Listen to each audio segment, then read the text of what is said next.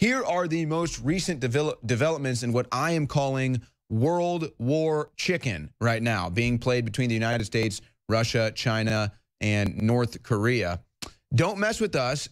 North Korea threatens to turn the U.S. to ashes with super mighty preemptive strike. That's right. Kim Jong-un is warning the U.S. he's ready to launch a super mighty preemptive strike. Super mighty are the adjectives that he decides to use there. There you can see, actually, this is a video from them staging an event with a video that had a missile blowing up the United States, and then they all cheer. Now, Mighty Mouse, Kim Jong-un, with his super mighty missile strike. Yeah, there's the video that I'm referring to. Kim Jong-un is now threatening the U.S. with a super mighty missile strike the day after Mighty Mouse plays that video at a North Korean ceremony. Now, Trump is saying that China is on his side with this issue. Trump praises Chinese efforts on North Korea menace, and this is, of course, on the eve of North Korea warning of the strike. So there's been some developments between the United States, Donald Trump, and China, and the president of China. President Xi comes to town. They have a great meeting. Everybody's heard about the beautiful chocolate cake. Trump he takes a pivot on the currency rigging rhetoric, but now seems to be getting his way as far as China and their handling of North Korea. Was that perhaps brinkmanship the entire time? But it does look like China is not going to back down from North Korea. We'll get into that more in a second. But now, the latest news is that North Korea is also advancing their submarine missile program. North Korea is making rapid progress on developing submarine-launched ballistic missiles and missile firing range submarines. So this is according to the United Nations. So perhaps there's a worry there about North Korea's advancing technology, and the United States and China want to get out ahead of it. There was that odd flight path by a naval air vessel out on the coast of California. They never really let us know what that was about. Could they have found a strange submarine in the area? Could it just have been tests? I don't know. We know war games are going on. But according to the UN, North Korea is advancing their submarine missile program, stealth warfare. Could this be why the United States sends nuclear sniffer plane to Korea? Apparently, the United Air Force has now dispatched a nuclear sniffer aircraft to the Korean Peninsula amid the possibility of North Korea's imminent nuclear test. Well, they've been testing nukes allegedly successfully. Of course, allegedly one blew up as well. And they claim they're going to do this weekly. The United States has said stop. Apparently, they're advancing now their submarine program. So the United States is now sending a nuclear sniffer plane over there, I guess, to monitor whatever activity Kim Jong-un is actually up to. Now, here's a story from The Guardian, and this is where you question whether this is actually going to come to America, come to your backyard, or not. North Korea nuclear threat. Should California be panicking? As rhetoric between North Korea and the United States ratchets up, should major cities on West Coast be worried about a missile strike? Experts say the answer is tricky. Well, I know I wouldn't want to live in California, and that's not been because of the threat of a North Korea missile, but perhaps that might add to the reasons not to want to live there anymore. Maxine Waters, Nancy Pelosi, the worst taxes, earthquakes, et cetera, Hollywood. But for real, people in California, for the most part, probably aren't too concerned about this. They haven't been too concerned about Fukushima that has been leaking nuclear waste in their direction for, wow, it's been a long time now, over 5 years. So will they be concerned about North Korea's nuclear testing? Now, the interesting thing about this to me is, so these are all these war games going on. Is this real? Is this a real threat? I mean, are we really staring in the face of World War III right now? And all of these, I'm not sure if that's the North Korean military. I think that's actually the Chinese military that we have on the screen right now. But, you know, they want to do all of these drills where they have thousands of people marching in the street with the North Korean leader there saluting and waving to everybody. They have these big missiles that they truck out through the street that are probably fake. They're not even real. Is that how out of touch with reality Kim Jong-un and these people really are? I feel bad for the oppressed people of the North Korean regime, but is that how out of touch with reality that they are? They have cardboard signs. They have all of these elaborate displays that are 50 years past. Nobody has crazy displays like that every year, except, as far as I'm concerned, North Korea and perhaps China as well. However, I don't think China is bluffing. I don't think China marches fake weaponry out during these marches. Maybe they do, maybe they don't. But should California start panicking? Is this a real issue for California? They don't care about Fukushima. Would they care about World War III? I'm not too sure about that. These are the same people that elect Nancy Pelosi and Maxine Waters over and over again. But here you go again with China looking like they're cooperating with the United States. United States official with eye on North Korea, China puts bombers on high alert. So it's not just the United States that is considering aircraft in the area or that has aircraft in the area. China is also putting their bombers on high alert. These are serious war games going on. So what have we covered? United States war games, North Korean war games, Chinese war games. It just goes on and on and on. And the question that remains is, who is China going to side with? They've been very tolerant of the North Korean regime, the North Korean communist dictatorship for a long time. The United States has said, we're not going to be tolerant anymore, and they want to work with China to do something about it. Now, China already rejected a coal shipment from North Korea. This was right on the heels of President Xi and President Trump meeting. Now Beijing may cut oil to North Korea. This according to a Chinese export. So China turns the screw on North Korea to prevent another nuclear test. So China now not doing coal deals. Are they not going to be doing oil deals as well? Is this another sign, along with the aircraft that are on high alert, the coal and now the oil? Are these all signs that Trump's brinksmanship with Chinese President Xi has worked to his favor, and that now he can get them to work with him on North Korea? Yes, this is a story from Forbes. Is China really abandoning North Korea? Many people say it's China that has been the, how would you say it, country that has allowed North Korea to get to the point where it's at. China is right there. China is the superpower of that region. And North Korea has just been able to operate freely. Kim Jong-un, the dictatorship, maybe finally it looks like China is going to do something about it because Donald Trump said, I want to do something about it. And in order to make deals with you in the future, I'd like to make a deal right now with North Korea. And it appears as though that might be going on. But of course, folks, it is still early.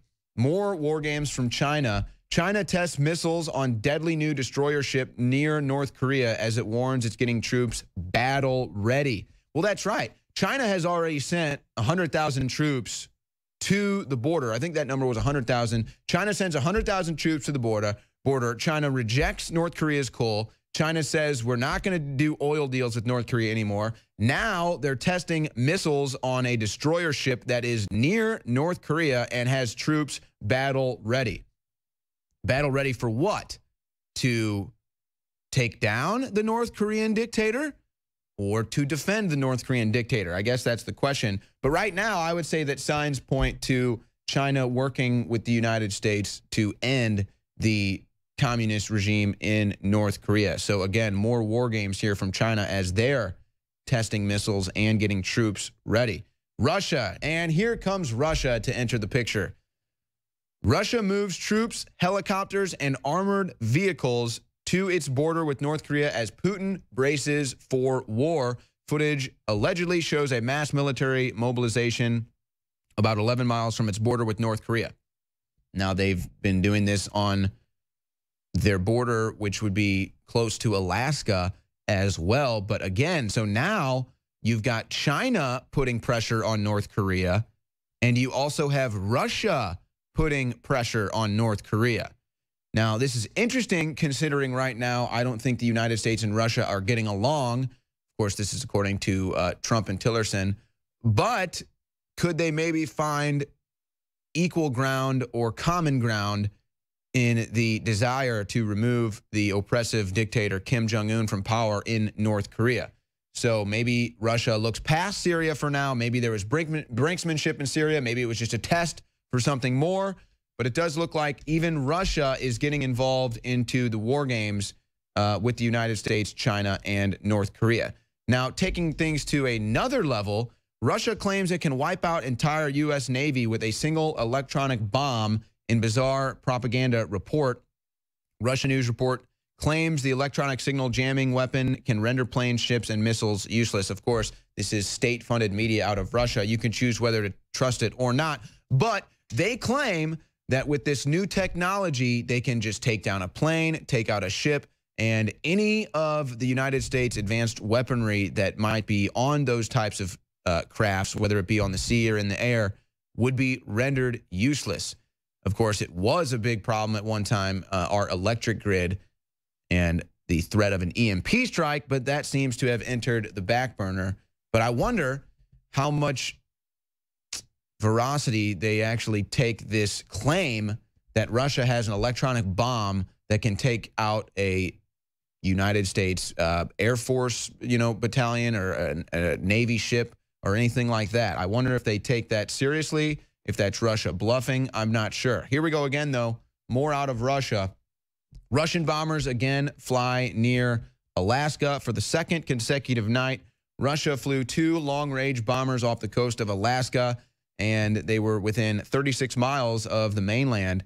And these were 2 nuclear-capable Tu-95 bombers, and they were spotted by U.S. military. So more war games coming out of Russia. And again, this is just all building up to World War III for me. I feel like they wouldn't be doing these war games to such a serious capacity if there wasn't a serious threat of war breaking out, or unless there are serious plans to either invade North Korea or to do something interventionist in the Middle East. I'm not sure what's going on, folks. I'm just trying to figure it all out, and we can see the war games being played in front of us, and all signs point to war when you see this stuff going on. It's impossible to sit here and try to report that with a straight face when it's such dire news to report, but that does appear what's going on. But what is the UN saying? The UN is saying it would be accidental. Risk of accidental nuclear war growing, according to the UN. And they're trying to make this claim that basically because of all these nuclear arsenals, because of the threat of nuclear war, because everybody is sitting on their heels worried about it right now, that is what could lead to nuclear war. Either a missed report via some cyber hack, or this, that, or the other thing, somebody being confused about maybe this was launched, maybe it wasn't, and then nuclear war gets launched accidentally, according to the UN. Apparently, everybody is so scared right now. That's why I'm calling it war chicken. It's war chicken that's going on right now. But of course, Bill Gates, he's ready, folks. Bill Gates says terrorists could wipe out 30 million people by weaponizing a disease such as smallpox. Hold that picture right there. Yeah. Let me just ask, what kind of a terrorist, in fact, let's not even use the word terrorist, what human being, what individual would have the capacity to actually make or weaponize a disease? What kind of a tech genius or tech mogul or someone who has a technology in everybody's homes, who would have that capability? Who would have the capability to wipe out 30 million people with some hyper advanced weaponized disease? I don't know, Bill Gates. I have no idea, Bill Gates. Who would have that capability? We'll be right back. Welcome, everybody. This is Wardo Rants. There's no way of verifying this at this point, but this is about painting U.S. planes in Russian colors. I would say that it's something that people better keep a good eye out for, because dirty tricks will continue, and anything to get this war going, that's what the bankers are set to do. The stories on the internet recently about American opposing force aircraft, these were Marine F-18s being painted in Russian colors, and the potential of them being used for false flag attacks in Syria. ZT looked at that story a while ago. Ian Greenhalgh, one of our military editors examined it. We weren't able to run the story. We couldn't find any verification that the F-18s had been used in the Middle East. On the other hand, we do have reason to believe that others have done the same thing. We believe that either Israeli F-15s or other planes being flown out of Turkey have attacked Syria and have done this in false flag attacks. We believe the likelihood of that is extremely high. The Russians on 2 or more occasions have brought up that bombing attacks the U.S. has referred to as war crimes. Russia was very clear about not having planes in the area. Sometimes these things may be artillery, sometimes they're bombing, but the other thing we have to look at is the story itself and some of the people who've carried it. Whenever there's a story like this and a photo like this comes out, it can be an accident, sometimes it's not. But what I think we need to accept that putting a little paint on an airplane is pretty easy, and that the Russians just recently moved new air defenses in and increased their radar coverage, and this kind of attack is quite likely one of the reasons the Russians have done that. We know that Israel has a history of false flags. They've been caught already attacking Syria. So the thing that you should be looking out for is where they're coming in from Turkey and whatnot. People keep an eye out for any of this information. So you guys follow me on Facebook, Wardo Rants, also wardorants.com, and also on Twitter. Anyway, Wardo out.